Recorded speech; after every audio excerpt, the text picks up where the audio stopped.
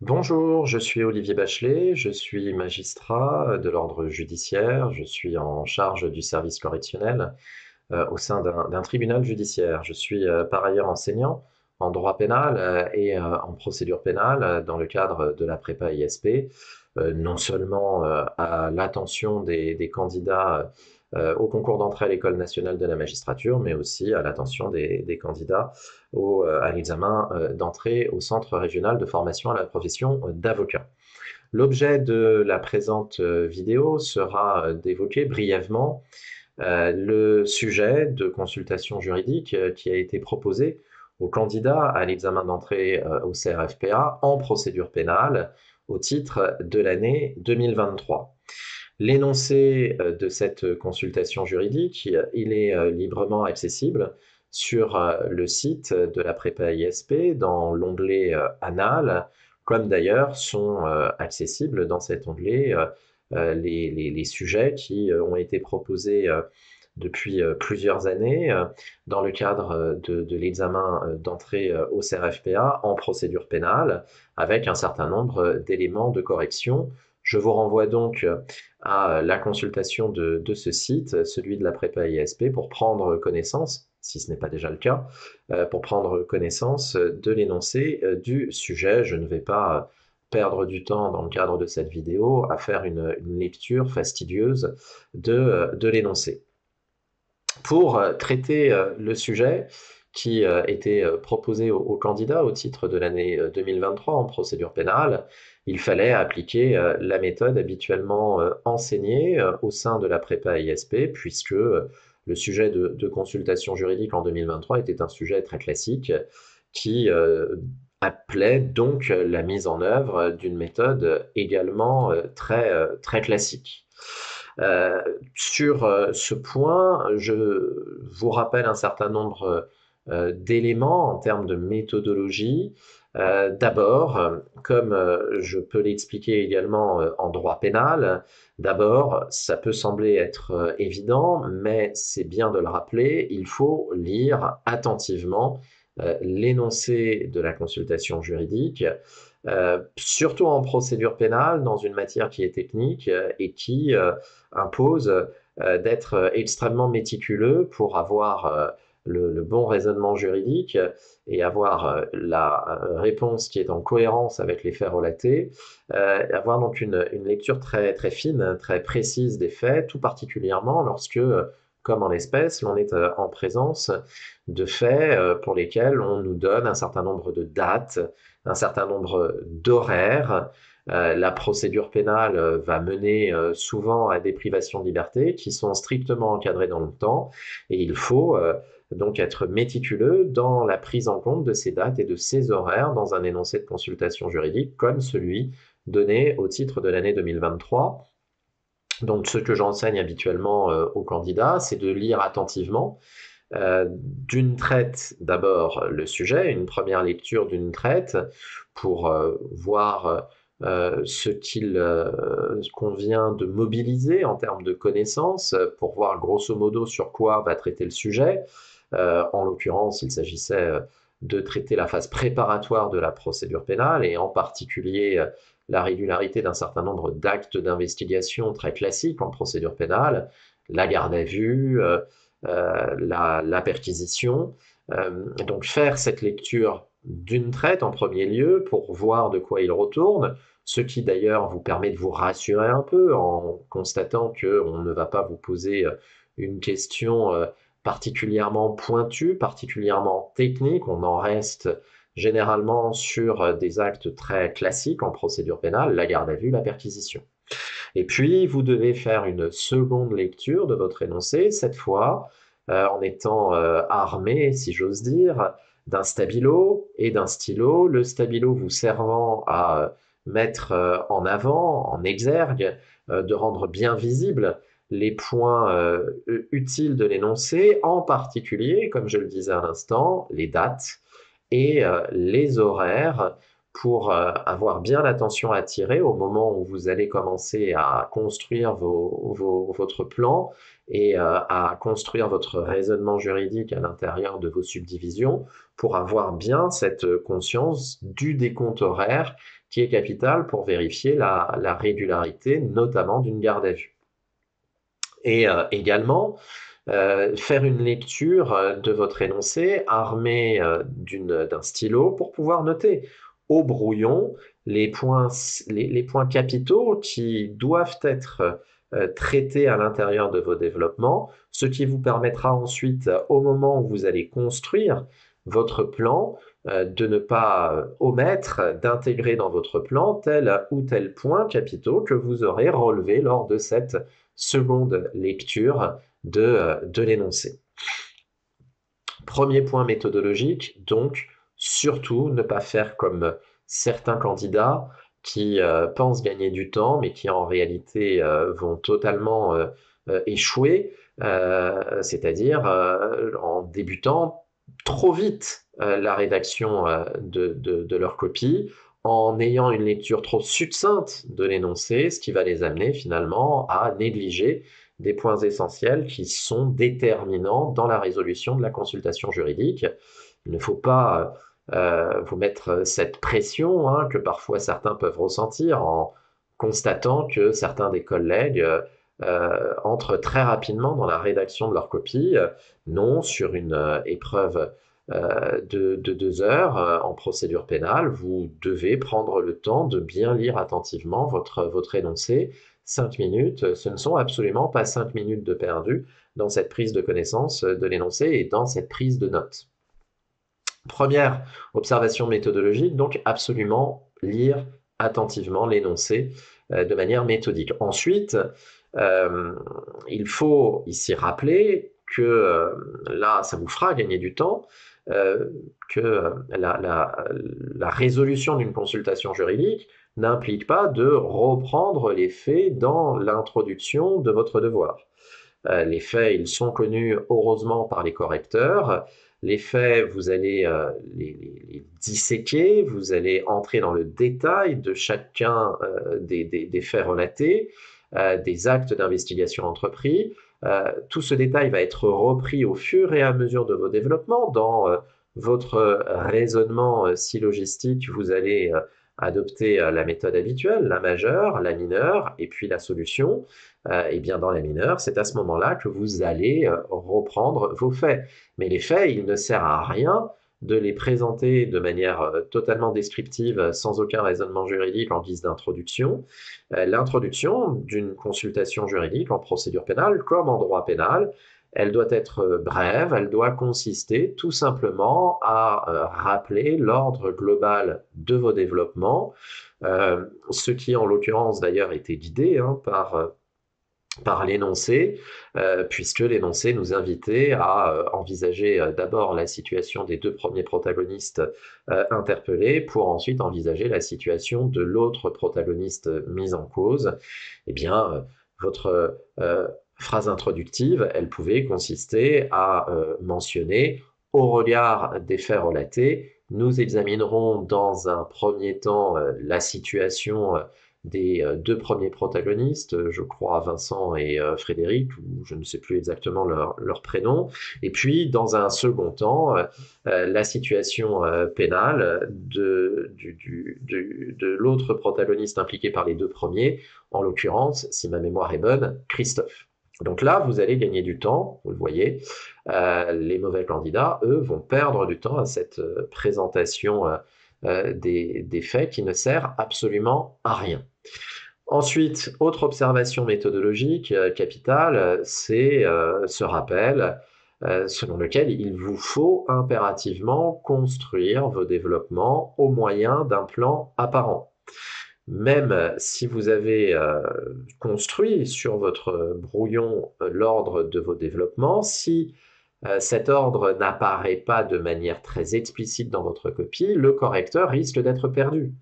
et ne pas percevoir finalement que vous avez véritablement construit vos développements. C'est la raison pour laquelle il faut impérativement avoir un plan apparent. Alors à nouveau, il ne s'agit pas d'adopter le plan en deux parties, deux sous-parties classiques en matière de commentaires d'arrêt, en matière de dissertation, en matière de commentaires d'articles, par exemple. Non, la résolution d'une consultation juridique n'impose pas de respecter ce canevas très, très figé. La résolution d'une consultation juridique peut vous amener à avoir éventuellement 3 grandes parties, voire peut-être 4, éventuellement à avoir plus de 2 sous-parties, et même à avoir des décompositions au-delà de sous-parties. Pas de difficulté à cet égard. Ce qui compte, c'est tout simplement que ces subdivisions soient cohérentes au regard de la structure, du raisonnement juridique attendu en procédure pénale, et permettent au correcteur d'être bien guidé dans votre manière de raisonner pour être persuadé d'être en face d'un juriste compétent, d'un juriste qui sait raisonner et qui saura être un bon avocat. Et puis, dernière observation, ne pas oublier, bien entendu, au-delà de la démonstration d'une constriction formelle visible, il faut avoir sur le fond un raisonnement juridique qui soit logique et qui respecte ce qui est attendu de celui qui raisonne en procédure pénale. Et sur ce point, je ne me lasserai pas de vous rappeler que en procédure pénale, il faut toujours, au préalable, se poser la question du cadre juridique dans lequel on se situe. Est-ce que je suis dans le cadre de la phase décisoire de la procédure pénale? Est-ce que je suis dans le cadre de la phase préparatoire de la procédure pénale? En règle générale, vous vous trouvez dans la phase préparatoire de la procédure pénale. C'est rare qu'une consultation juridique vous amène à avoir des développements sur la phase de jugement. Dans la phase préparatoire, il faut que vous vous posiez la question de savoir si vous êtes dans la phase juridictionnelle de mise en état du dossier pénal, c'est-à-dire la phase d'information judiciaire sous l'égide du magistrat instructeur, du juge d'instruction, ou bien si vous êtes dans le cadre de l'enquête de police placée sous l'autorité du procureur de la République. Et si tel est le cas, ne pas oublier de vous interroger sur l'existence éventuelle d'une infraction flagrante et donc distinguer selon que vous êtes dans le cadre d'une enquête préliminaire de droit commun ou bien dans le cadre d'une enquête de flagrance qui, si effectivement il y a situation de flagrance au sens des articles 53 et suivants du Code de procédure pénale, eh bien, permettent, dans un temps donné, la réalisation d'actes d'investigation coercitifs, à la différence de ce qui est en principe le cas dans le cadre de l'enquête préliminaire. Vous voyez, le mauvais candidat, c'est celui qui va, à la lecture de l'énoncé, tout de suite traiter la régularité de tel acte d'investigation et immédiatement ensuite la régularité de tel autre acte d'investigation sans s'être posé préalablement la question de savoir dans quel cadre juridique ces actes d'investigation se déploient, alors que ce cadre juridique est absolument déterminant des conditions de mise en œuvre de ces différents actes d'investigation. Étant en plus souligné qu'au-delà de la distinction dans l'enquête entre l'enquête préliminaire et l'enquête de flagrance, il faut aussi parfois se poser la question de l'existence de faits relevant de la criminalité ou de la délinquance organisée, ce qui était le cas en l'occurrence, puisque nous étions en présence de faits de détention, de transport de stupéfiants, mais aussi de faits d'après l'énoncé, puisque c'est une donnée objective de l'énoncé, de faits de trafic international de stupéfiants en bande organisée, faits qui relèvent des dispositions des articles 706-73 et suivants du Code de procédure pénale concernant la procédure pénale dérogatoire applicable en matière de criminalité et de délinquance organisée. Donc, pour pouvoir vérifier la régularité des différents actes d'investigation envisagés, il fallait d'abord absolument se poser la question de savoir dans quel cadre juridique ces actes ont-ils été mis en œuvre. À nouveau, ayez cette démarche de construction de votre démonstration, cette démarche qui doit s'inscrire dans une logique de procédure pénale. Et la logique de la procédure pénale, c'est toujours au préalable vérifier le cadre juridique avant d'entrer dans le détail de la régularité des actes. Et puis, lorsque l'on entre dans le détail de la régularité des actes, ne pas oublier que là aussi, il faut être rigoureux et qu'il faut toujours se poser deux questions en règle générale. La première question, s'agissant de la régularité d'un acte, c'est celle de savoir est-ce qu'il était possible de recourir à cet acte d'investigation. C'est en quelque sorte la condition de fond. Est-ce que, au regard des faits relatés, une mesure de garde à vue était possible mais aussi au-delà d'être possible, était-elle utile? Était-elle conforme au principe de nécessité et de proportionnalité?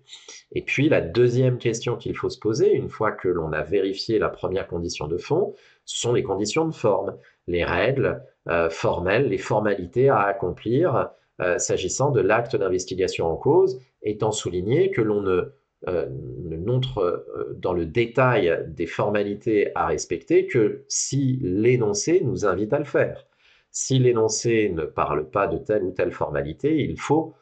supposer que cette formalité a été respectée. Sinon, en réalité, le traitement d'un cas pratique reviendrait à réciter son cours, à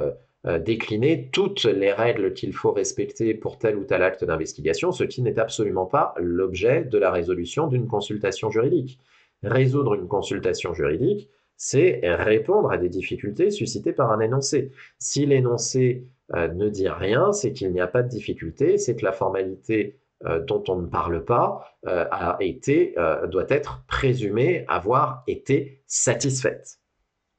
Voilà pour ce qui concerne ces règles générales qu'il fallait impérativement mettre en œuvre pour pouvoir résoudre de manière efficace cette consultation juridique donnée en 2023 aux candidats à l'examen d'entrée au CRFPA. Au bout du compte, on arrivait à un plan qui reprend finalement les indications données dans l'énoncé, en distinguant d'abord les investigations entreprises avant la saisine du juge d'instruction. Donc on va envisager la situation de Vincent et de Frédéric dans un premier temps, et puis ensuite la situation de Christophe qui intervient à la suite de la saisine du juge d'instruction. Et vous le voyez, à l'intérieur de ces deux parties, il s'agissait d'abord de cadrer les éléments factuels relatés en déterminant le cadre juridique des investigations qui, à la lecture de l'énoncé manifestement, permettait de considérer que nous nous situions dans le cadre d'une enquête de flagrance initialement, et puis ensuite évoquer la question de la régularité des différents actes entrepris, en ne se contentant pas uniquement de traiter les actes visés dans l'énoncé en termes de questions finales, ce n'est qu'indicatif. Les éléments mis en exergue par cette dernière phrase de l'énoncé, vous devez vous poser la question de la régularité de l'ensemble des actes évoqués dans l'énoncé, ce qui vous amenait d'abord à traiter la fouille du véhicule et la saisie des stupéfiants subséquentes, pour envisager à la suite de cette fouille l'interpellation des deux protagonistes, leur garde à vue, ce qui amenait alors à avoir des développements un peu plus poussés que dans les deux premiers points, notamment en termes de possibilité de recours à la garde à vue et de dérouler de cette garde à vue, tout particulièrement s'agissant de sa durée. Et puis, il fallait envisager, bien entendu, puisque l'énoncé faisait des développements très spécifiques à ce propos, avoir des développements particuliers, donc pour ce qui concerne les confidences de Vincent, en n'omettant pas que de telles confidences ne peuvent être transcrites en procédure que sous réserve que l'on respecte le principe de loyauté, mais aussi le principe des droits de la défense. Le deuxième point à évoqué dans cette consultation juridique, c'était la situation de Christophe, à envisager à un moment où le juge d'instruction est saisi, puisque c'est à ce moment-là que les actes d'investigation concernant Christophe sont entrepris. Il fallait dire quelques mots du cadre juridique des investigations, en particulier souligner que dans le cadre de l'information judiciaire, les actes d'investigation peuvent être entrepris de manière contrainte, avec usage de la force, sans, en matière de perquisition par exemple, sans qu'il y ait la nécessité d'obtenir le consentement préalable du maître des lieux. Et puis souligner également que l'on est alors dans une phase juridictionnelle de la mise en état du dossier pénal. Qui dit phase juridictionnelle dit saisine d'une juridiction, et l'évocation de la saisine du juge d'instruction devait vous amener à rappeler le principe de la saisine in rem, qui veut qu'un juge d'instruction ne peut pas entreprendre d'investigation sur des faits qui ne sont pas visés dans sa saisine initiale. Question qui était évoquée dans notre énoncé à propos de la saisine de l'arme de catégorie B, qui intervient alors même que l'information judiciaire avait été ouverte du chef de trafic de stupéfiants. Il s'agissait donc de faits distincts et il fallait donc, en guise d'anticipation sur la régularité de la saisie opérée au domicile de Christophe, rappeler ce cadre juridique des investigations pour rappeler cette règle de la saisine in rem qui sera ensuite déterminante pour vérifier la régularité de la saisie subséquente. Et une fois qu'on a rappelé le cadre juridique des investigations, eh bien on entre dans le détail des investigations entreprises telles qu'elles sont relatées dans l'énoncé. Et ici, l'on avait deux points à traiter. D'abord, la perquisition du domicile de Christophe et donc la saisie subséquente, non seulement des stupéfiants, mais aussi de l'arme. Et puis, dans un deuxième temps, la question de la garde à vue de Christophe. De manière générale, cette consultation juridique ne posait pas de difficultés majeures, sous réserve d'adopter donc une méthodologie rigoureuse, comme je viens de vous le dire, sous réserve également d'avoir les connaissances nécessaires à la résolution de cette consultation juridique. Mais ces connaissances, les élèves de la prépa ISP en disposaient, puisque vous avez eu les cours qui portaient sur ces différents actes d'investigation, de même que des polycopiés totalement actualisés, reprenant les différentes règles à mettre en œuvre pour la réalisation de ces actes d'investigation. Le sujet n'était donc absolument pas un sujet difficile à traiter. Le point peut-être un peu difficile consistait à bien tirer les conséquences des éventuelles irrégularités et nullités soulevées. C'est en effet souvent une lacune dans les copies, les candidats se contentant de dire qu'un acte est irrégulier sans véritablement en tirer de conséquences en termes de nullité. Il fallait ici bien s'interroger sur la question des nullités à la suite d'irrégularités relevées et en tirer les conséquences sur la régularité des actes subséquents. Parce que, en effet, si on en parvient à dire qu'un acte réalisé très tôt dans la procédure pénale est irrégulier et donc nul, eh bien, il affectera aussi la régularité de l'acte subséquent qui trouve son fondement nécessaire et exclusif dans cet acte annulé. Et cette consultation juridique amenait à avoir un certain nombre de développements à cet égard, tout particulièrement s'agissant de la régularité de la garde à vue de Vincent et de Frédéric, qui posait difficulté au regard de sa durée et qui pouvait, à la suite de la nullité de cette mesure de garde à vue, ne serait-ce que partiellement, avoir des effets ensuite sur les investigations déployées à l'égard de Christophe. Mais tout ceci, j'entrerai dans le détail dans le cadre de ma correction minutieuse de cette consultation juridique donnée en 2023 en procédure pénale aux candidats à l'examen d'entrée au CRFPA. J'entrerai dans le détail donc auprès de mes élèves de la prépa ISP et j'espère bien vous y compter. Je vous remercie pour votre attention. J'espère que ces quelques éléments vous permettront d'y voir un peu plus clair sur la méthode à adopter face à cette consultation juridique et sur les grands axes de raisonnement qu'il fallait adopter. Je vous souhaite bon courage pour la poursuite de vos apprentissages, pour vos révisions et pour également vos entraînements et je vous dis à très bientôt.